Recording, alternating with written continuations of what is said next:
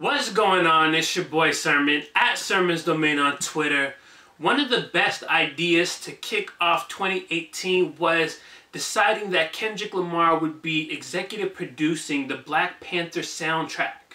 It just felt like a natural fit. It feels rare in this generation to get a movie soundtrack that is not only good, but tailored towards hip-hop. If you look back in history, there's not too many soundtracks that really felt like they were just classics. I think for me, one of the ones that always comes to mind was the Hustle and Flow soundtrack. I always liked how it really felt tailored towards the movie. It had like all these southern rappers on it, you know, Lil Scrappy was on there, you know, a bunch of people, 3 6 Mafia, Trailville, Juvenile. So there was all these different people on there that really felt like they fit for the movie and the type of music that was being put in the movie. So for Black Panther, I think Kendrick is going to do something similar. So if anybody can deliver another memorable movie soundtrack, especially one tailored in hip-hop, I believe that Kendrick Lamar can do that. So for the second single, we get some new J-Rock featuring Kendrick and Future titled King's Dead.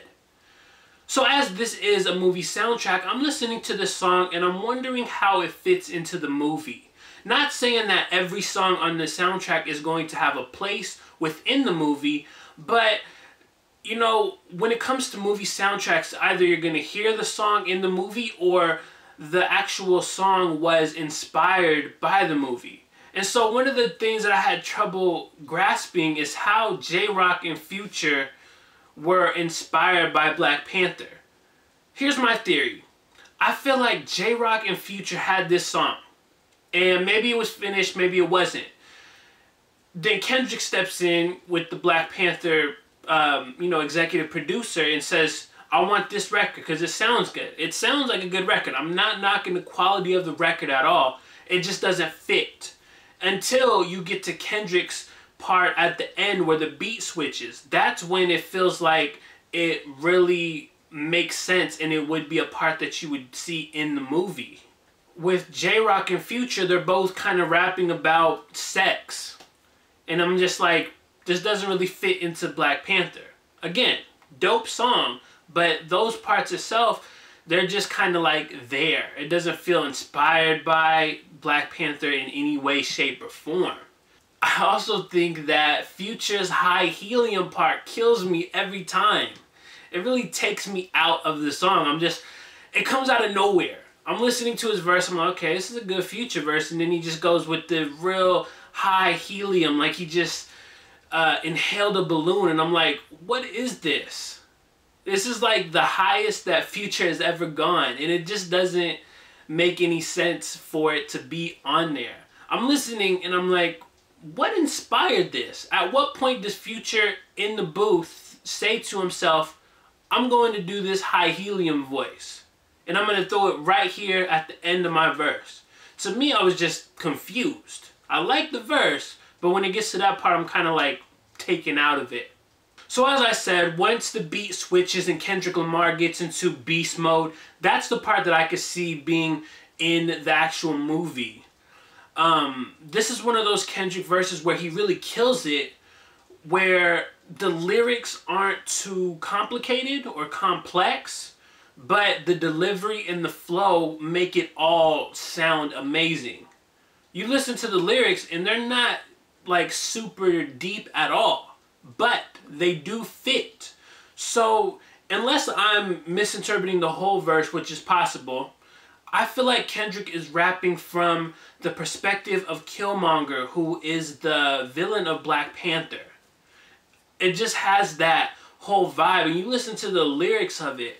Born warrior, looking for euphoria, but I don't believe that it's actually there. Like, stuff like that makes me feel like, okay, this is the origins of a villain. And then he gets into it later where he's like, fuck your family, fuck your land. And I'm thinking, okay, this has to be from the perspective of a villain, because it's not going to be from the perspective of Black Panther, because he has the land, he has the family, but Killmonger is more, independent. He doesn't have all the same things. So I think if that is the case with this verse, it is really well done.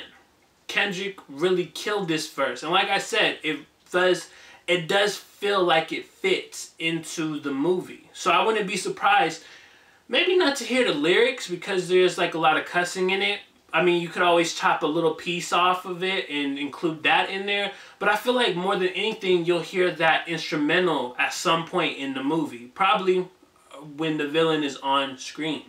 Black Panther will not only be a great movie, but a great movie soundtrack. I have all the faith in the world that Kendrick Lamar is going to continue to give us a great soundtrack with all the songs that he's been a part of as well as helped make happen. I feel like we're going to get more special songs that feel connected to as well as inspired by the film.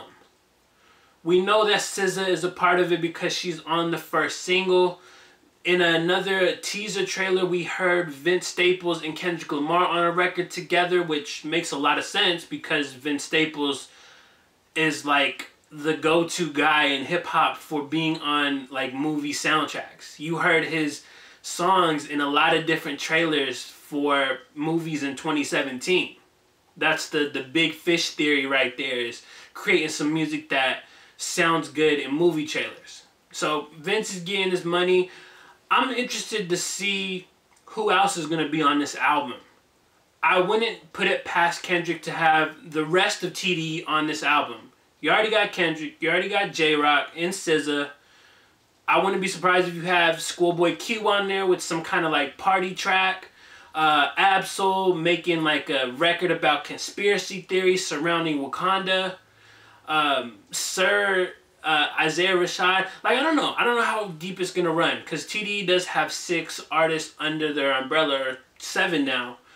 So I don't know if everybody's gonna be on it, but it feels like there's gonna be more TDE presence. Nonetheless, I'm excited to see what the track listing looks like and to hear the finished product. So those are my thoughts on the brand new single from the Black Panther soundtrack, King's Dead, J-Rock, Kendrick Lamar, and Future. After you listen to this song, let me know what you think about it in the comment section below, and then like the video, subscribe to the channel if you're not already, share the video. Follow me on Twitter @SermonsDomain, and as always, thank you for your time. I appreciate you for watching, and until next time, peace.